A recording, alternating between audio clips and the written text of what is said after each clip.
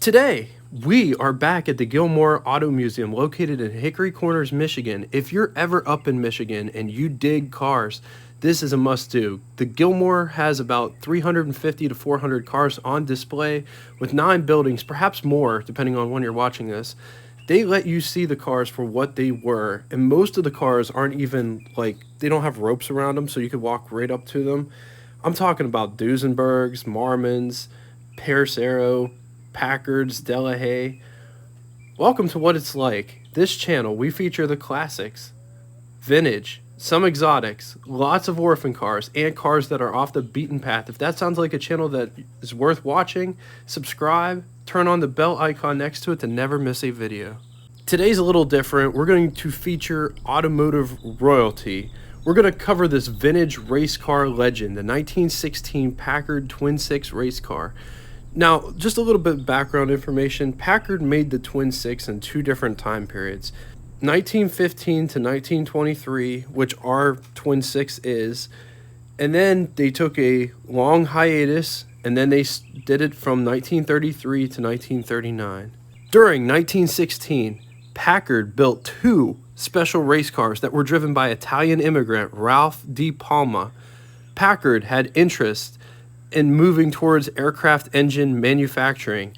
The first car was called the 905 Special, which used a 905 cubic inch displacement Packard Liberty engine. The second car is the car we're featuring. It was much lighter. It was called the 299 Special, and it was powered with the Twin Six. Di Palma had the car shipped to Argentina, where it won championship of the mile. It raced successfully down in South America until the end of the decade. This Packard, while in Argentina, set a national speed record of 166.66 kilometers per hour, which stood until 1929. It was raced until about the end of the decade, when it was consequently put in a shed and forgot about. This Packard was found in the 1990s in Paraguay. Could you imagine finding a Twin Six Packard race car, one of only 2 made, in a barn, or shed actually, that's what it says, in a shed in Paraguay? It's crazy. Wonder what else is out there. Alright, let's move on to some specs. It rides a wheelbase of 112 inches long. Suspension. Front suspension used a solid axle. Rear suspension used the live axle with semi-elliptical leaf springs. Moving on to the engine, it was a 424 cubic inch displacement, 60 degree V12, 7 liters, makes 88 horsepower at 2600 RPM, with a bore of 3 inches and a stroke of 5 inches. The rockers were eliminated with a separate cam for each valve. All of the valves were located inboard of the cylinder blocks, short light camshaft, 3 main bearings. Also worth mentioning before we move on, the cylinder blocks were cast as 6 cylinders, so 2 separate 6-cylinder banks with removable heads. Transmission used was a 3-speed unit with a multi-disc clutch. On to the buttons, switches, and knobs. Speedometer, tachometer. Notice that this car is right-hand drive. Oil, amp, gas.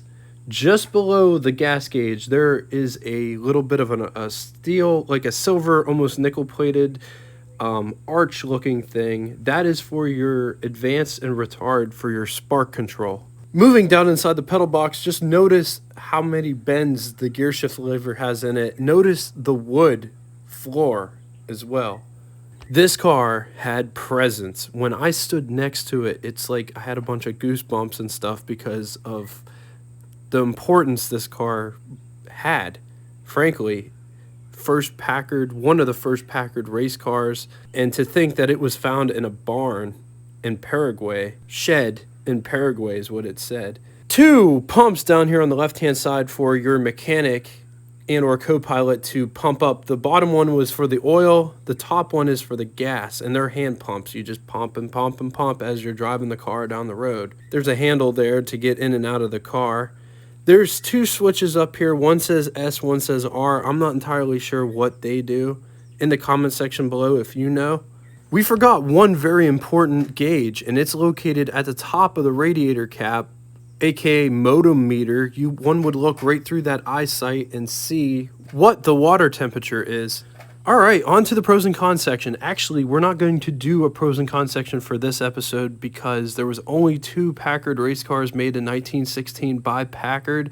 There's other ones that will come up for sale because one could take the chassis and make whatever they wanted into that chassis. But as far as I know, there's only 2 cars that were made by the Packard Motor Car Company in-house as race cars. This is one of them. The other one, I'm not sure if it even exists. I saw pictures of it and I tried to put pictures of both of the cars together in this segment. If you know if the other car exists, in the comment section below. Okay, on to Name That Tune. I am looking for the artist and or band name and name of song, and if you're the first person to do that, I will pin your comment to the top of the comment feed. Thank you all so much for watching. I really appreciate everything, and until later on today, toodaloo!